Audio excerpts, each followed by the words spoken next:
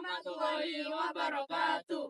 Pada kesempatan kali ini, kami dari kelompok 7 kelas 10-6 akan mempresentasikan hasil kerja kelompok kami dengan tema Kerajaan Demak. Perkenalkan, nama saya Ayunda Fitri Diana, absen 6.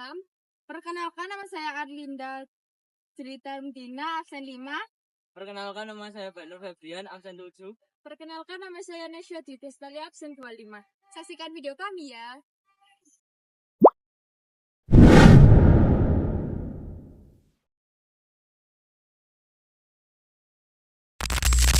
Nama saya Ayunda Fitri Diana dari kelas 10-6 nomor absen 6. Pada kesempatan kali ini saya akan menjelaskan tentang Kerajaan Demak khususnya dari aspek politik. Jadi, Kerajaan Demak merupakan kerajaan Islam pertama yang ada di Pulau Jawa yang memainkan peran penting dalam tatanan kekuasaan setelah Hindu-Buddha menuju ke era Islam. Jadi yang pertama adalah Raden Patah yang menjadi pendiri sekaligus Sultan pertama Kerajaan Demak. Ia memerintah dari tahun 1475 hingga 1518. Dia diangkat oleh Wali Songo sebagai pemimpin dan sejak saat itu ia mengintegrasikan nilai-nilai Islam ke pemerintahannya. Yang kedua adalah putranya Pati Unus. Pati Unus atau yang dikenal dengan Pangeran Sabrangor. Gelar ini merujuk pada usahanya yang menyeberangi laut untuk menyerang Portugis di Selat Malaka. Ia memerintah dari tahun 1518 sampai 1521. Yang ketiga ada Sultan Trenggana yang merupakan saudara atau ipar dari Pati Unus. Ia memerintah dari tahun 1521 sampai 1546. Jadi, Sultan Trenggana ini membawa kerajaan Demak ke masa keemasannya. Jadi, Sultan Trenggana ini berhasil melakukan ekspansi ke wilayah Jawa Timur dan menjadikan Masjid Agung Demak sebagai pusat kekuasaan politik dan keagamaan. Yang keempat, ada Raden Mukmin atau yang biasa dikenal dengan Sunan Prawoto yang memerintah pada tahun 1546. Namun sayangnya, masa pemerintahnya tidak berlangsung lama karena adanya konflik internal yang memicu perebutan kekuasaan. Yang terakhir, yaitu jatuhnya tahta kepada Arya Penangsang yang memerintah pada tahun 1549 hingga 1554. Namun sayangnya, gaya pemerintahannya yang keras dan otoritas menyebabkan banyak sekali perlawanan.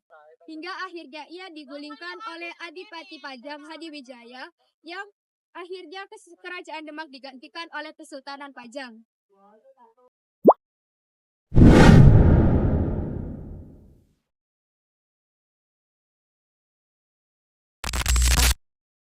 Perkenalkan, nama saya Banur Febrian, absen 7, dan saya akan menjelaskan kehidupan ekonomi di Kerajaan Demak.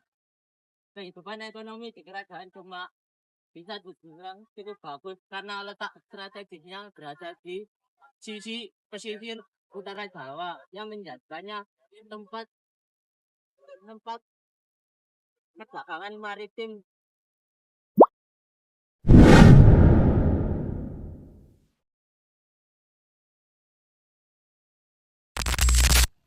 Perkenalkan, nama saya Nesya Ditestalia, absen 25. Di sini saya akan menjelaskan kehidupan sosial dalam masyarakat Kerajaan Demak. Yang pertama yaitu pasar tradisional. Pasar tradisional ini mencerminkan kehidupan masyarakat yang erat, aktif, dan juga saling berinteraksi. Pada masyarakat Kerajaan Demak ini, pasar memiliki peran penting tidak hanya sebagai kegiatan ekonomi, tetapi juga sebagai pusat interaksi sosial dan juga penyebaran agama Islam, serta pertukaran budaya. Peran perempuan dari pasar tersebut yaitu sebagai pedagang yang menunjukkan adanya partisipasi aktif dalam ekonomi rakyat sejak zaman dahulu.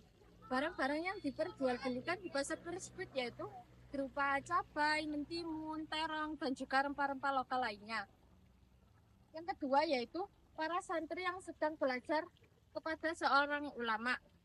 Pada masa Kerajaan Demak, peran ulama sangat besar dalam membimbing masyarakat, terutama dalam bidang pendidikan maupun bidang agama. Santri belajar ilmu agama secara langsung kepada para wali dan juga kiai, seperti Sunan Ampel, Sunan Kalijaga, dan juga Sunan Muria. Kegiatan seperti ini dilakukan di masjid ataupun di pesantren. yang juga menjadi bagian penting dalam membentuk moral dan struktur sosial masyarakat Kerajaan Demak. Urut-urutan struktur sosial pada masyarakat Kerajaan Demak yaitu yang pertama sultan atau raja, yang kedua yaitu keluarga raja atau bangsawan, yang ketiga ulama atau wali, yang keempat yaitu orang biasa seperti bertani, pedagang dan juga ya gitu. Terus baru yang ketiga yaitu rumah adat joglo ini. Rumah adat joglo pada masa Kerajaan Demak yaitu memiliki fungsi ganda, yaitu sebagai tempat tinggal dan juga sebagai pusat kegiatan sosial. Arsitekturnya yaitu menunjukkan status sosial pemiliknya. Nah, sementara penggunaannya yaitu mencerminkan nilai-nilai budaya Jawa seperti gotong royong, musyawarah, dan juga kehidupan harmonis pada masyarakat Jawa Islam saat itu.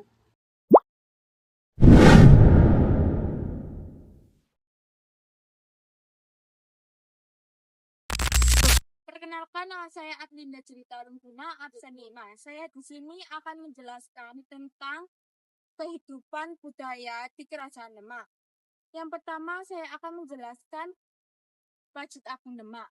Masjid Agung Demak ini dibangun oleh para wali songo sekitar tahun 1409 di bawah pimpinan oleh Raden Patah. Masjid ini menjadi pusat penyebaran Islam, pendidikan agama, dan kegiatan sosial budaya. Arsitekturnya memadu unsur Islam dan budaya Jawa. Atap bertumpang tiga berlambangkan iman, Islam, dan ihsan, simbol kejayaan Kerajaan Demak dan budaya akulturasi dengan lokal. Yang kedua, gamelan.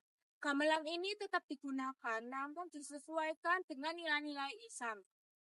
Gamelan ini digunakan untuk pertunjukan wayang oleh para wali, mencerminkan akulturasi Hindu-Buddha dan Islam, serta berperan dalam dakwah dan hiburan masyarakat. Yang ketiga ada wayang kulit Kalimasada. Wayang kulit Kalimasada ini memiliki simbol dari 5 rukun Islam, yaitu syahadat, sholat, zakat, puasa, dan haji. Wayang ini dipakai oleh Sunan Kalijaga sebagai media dakwah dengan cerita yang disesuaikan ajaran Islam. Wayang ini mempertahankan budaya lokal serta menyampaikan nilai Islam, membantu pelestarian budaya. Yang keempat ada Sunan Kalijaga atau bisa disebut nama aslinya Raden Said. Raden Said menjadi tokoh penting dalam penyebaran Islam di Jawa melalui pendekatan budaya seperti gamelan dan wayang. Ia menjabatani nilai Islam dan budaya lokal, menjadikan nilai Islam diterima tanpa menghilangkan budaya Jawa. Terima kasih.